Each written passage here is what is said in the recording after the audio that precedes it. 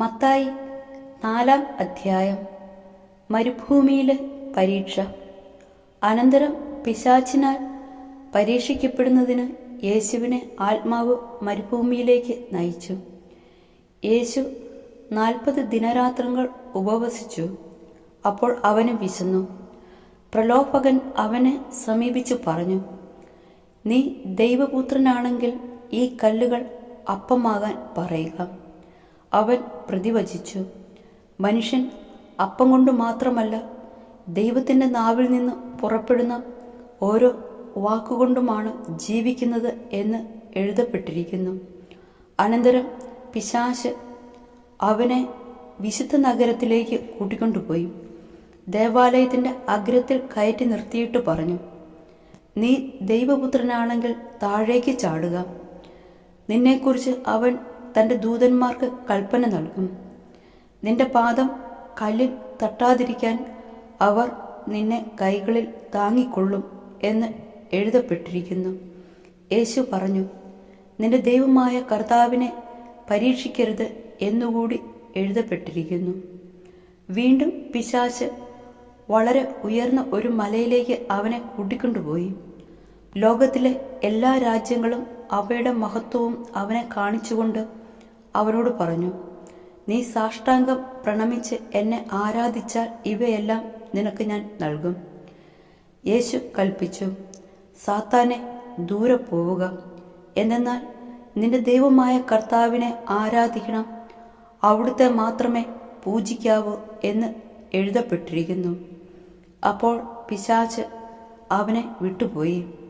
ദൈവദൂതന്മാർ അടുത്തു വന്ന് അവനെ ശുശ്രൂഷിച്ചു. യേശു ദൗത്യം ആരംഭിക്കുന്നു. യോഹന്നാൻ ബന്ധനസ്ഥനായെന്ന് കേട്ടപ്പോൾ യേശു ഗലീലയിലേക്ക് പിൻവാങ്ങി. അവൻ നസ്രത്ത് വിട്ട് സെബലൂണിൻ്റെയും നഫ്താലിയുടെയും അതിർത്തിയിൽ സമുദ്രതീരത്തുള്ള കഫർനാമിൽ ചെന്ന് പാർത്തു.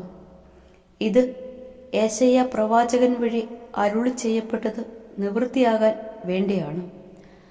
സമുദ്രത്തിലേക്കുള്ള വഴിയിൽ ജോർദാന്റെ മറുകരയിൽ സെബലൂൺ, നഫ്താലി പ്രദേശങ്ങൾ, വിജാതിയുടെ ഗലീലി, അന്ധകാരത്തിൽ സ്ഥിതി ചെയ്തിരുന്ന ജനങ്ങൾ വലിയ ഒരു പ്രകാശം കണ്ടു. മരണത്തിന്റെ മേഖലയിലും നിഴലിലും വസിച്ചിരുന്നവർക്കായി ഒരു ദീപ്തി ഉദയം ചെയ്തു. അപ്പോൾ മുതൽ യേശു പ്രസംഗിക്കാൻ തുടങ്ങി, മാനസാന്തരപ്പെടുവിൻ, സ്വർഗരാജ്യം സമീപിച്ചിരിക്കുന്നു. ആദ്യത്തെ 4 ശിഷ്യന്മാർ. അവൻ ഗലീലി കടൽ തീരത്ത് നടക്കുമ്പോൾ കടലിൽ വല വീശിക്കൊണ്ടിരുന്ന 2 സഹോദരന്മാരെ കണ്ടു.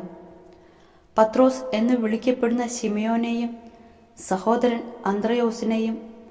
അവർ മീൻപിടുത്തക്കാരായി. അവൻ അവരോട് പറഞ്ഞു, എന്നെ അനുഗമിക്കുക, ഞാൻ നിങ്ങളെ മനുഷ്യരെ പിടിക്കുന്നവരാക്കും. തൽക്ഷണം അവർ വലകൾ ഉപേക്ഷിച്ച് അവനെ അനുഗമിച്ചു. അവർ അവിടെ നിന്ന് മുന്നോട്ട് നീങ്ങിയപ്പോൾ വേറെ 2 സഹോദരന്മാരെ കണ്ടു, സെബദീപുത്രനായ യാക്കോബും സഹോദരൻ യോഹന്നാനും. അവർ പിതാവുമൊത്ത് വഞ്ചിയിലിരുന്ന് വല നന്നാക്കുകയായിരുന്നു. അവരെയും അവൻ വിളിച്ചു. തൽക്ഷണം അവർ വഞ്ചി ഉപേക്ഷിച്ച് പിതാവിനെയും വിട്ട് അവനെ അനുഗമിച്ചു. യേശു രോഗികളെ സുഖപ്പെടുത്തുന്നു. അവൻ അവരുടെ സിനഗോഗുകളിൽ പഠിപ്പിച്ചും രാജ്യത്തിൻ്റെ സുവിശേഷം പ്രസംഗിച്ചും ജനങ്ങളുടെ എല്ലാ രോഗങ്ങളും വ്യാധികളും സുഖപ്പെടുത്തിയും ഗലീലി മുഴുവൻ ചുറ്റി സഞ്ചരിച്ചു. അവൻ്റെ കീർത്തി സിറിയായിലെങ്ങും വ്യാപിച്ചു. എല്ലാ രോഗികളെയും, വിവിധ വ്യാധികളാലും വ്യതകളാലും അവശരായവരെയും, പിശാചു ബാധിതർ, അപസ്മാര രോഗികൾ, തളർവാദക്കാർ എന്നിവരെയും അവർ അവൻ്റെ അടുത്തു കൊണ്ടുവന്നു. അവൻ അവരെ സുഖപ്പെടുത്തി. ഗലീലി, ദക്കാപ്പോളിസ്, ജെറൂസലേം, യൂദയ, ജോർദാന്റെ മറുകര എന്നിവിടങ്ങളിൽ നിന്ന് വലിയ ജനക്കൂട്ടങ്ങൾ അവനെ അനുഗമിച്ചു.